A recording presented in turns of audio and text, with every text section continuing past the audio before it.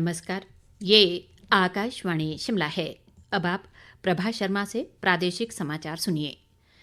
एक देश एक चुनाव को लेकर बनी संयुक्त संसदीय समिति सांसद पीपी चौधरी की अध्यक्षता में इन दिनों 2 दिवसीय हिमाचल दौरे पर है।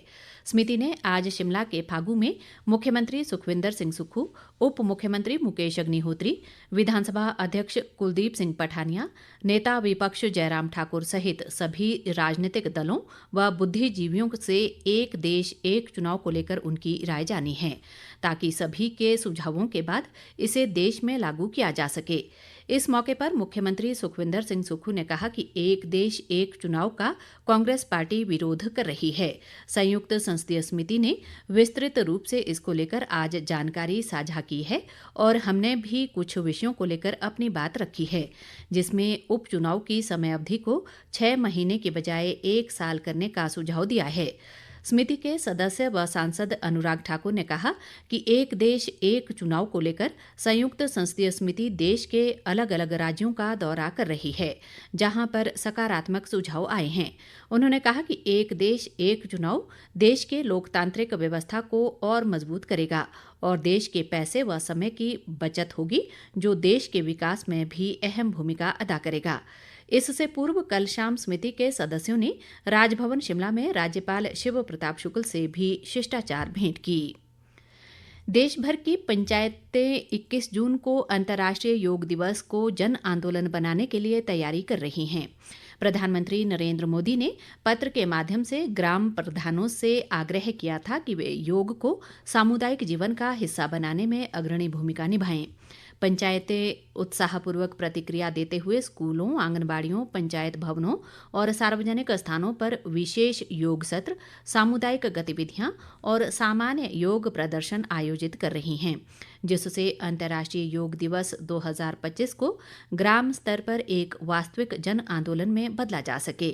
अंतर्राष्ट्रीय योग दिवस के आगामी संस्करण के महत्व पर प्रकाश डालते हुए प्रधानमंत्री ने कहा कि ये न केवल एक वैश्विक आयोजन है, बल्कि वैश्विक मंच पर योग के पुनरुत्थान की 1 दशक लंबी सार्थक यात्रा के पूरा होने का भी प्रतीक है। प्रधानमंत्री ने पत्र में उल्लेख किया कि ये गर्व की बात है कि योग ने न केवल भारत में बल्कि पूरी दुनिया में लोगों के जीवन में सकारात्मक बदलाव लाया है। शिक्षा मंत्री रोहित ठाकुर ने कहा है कि प्रदेश में शिक्षा के सुदृढ़ीकरण पर बल दिया जा रहा है, ताकि दूरदराज क्षेत्रों तक गुणवत्ता युक्त शिक्षा छात्रों को उपलब्ध हो सके। शिमला जिले के जुब्बल उपमंडल के तहत आज सारी पंचायत घर और मघारा सामुदायिक केंद्र के लोकार्पण के बाद जनसभा को संबोधित करते हुए उन्होंने ये बात कही। रोहित ठाकुर ने कहा कि विधानसभा क्षेत्र में 15 पंचायत घरों और करीब 400 करोड़ रुपए की लागत से विभिन्न सड़कों का निर्माण कार्य प्रगति पर है। स्वास्थ्य मंत्री धनीराम शांडिल ने सोलन में कल से शुरू होने वाले राज्य स्तरीय शूलिनी मेले को लेकर अधिकारियों के साथ आज एक बैठक की। इस दौरान उन्होंने मेले की तैयारियों का ब्यौरा लिया और अधिकारियों को सभी व्यवस्थाएं सुचारू रखने के निर्देश दिए। शांडिल ने कहा कि मेले को लेकर सभी तैयारियां पूरी कर ली गई हैं और खेलों को बढ़ावा देने के लिए इस बार कुराश खेल खेला जाएगा।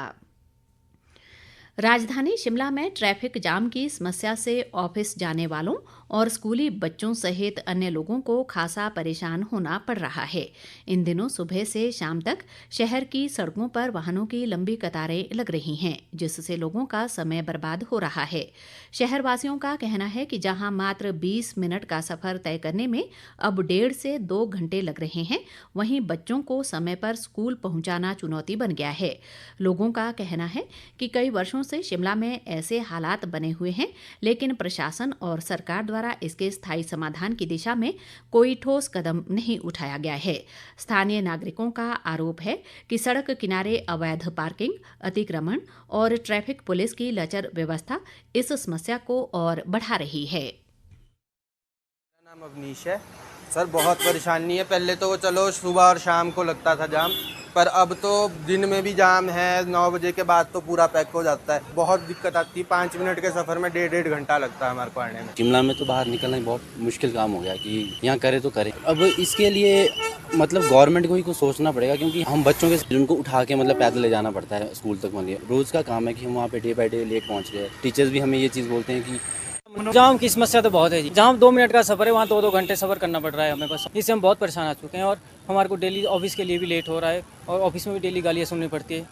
इसी के साथ ये समाचार बुलेटिन समाप्त हुआ। नमस्कार।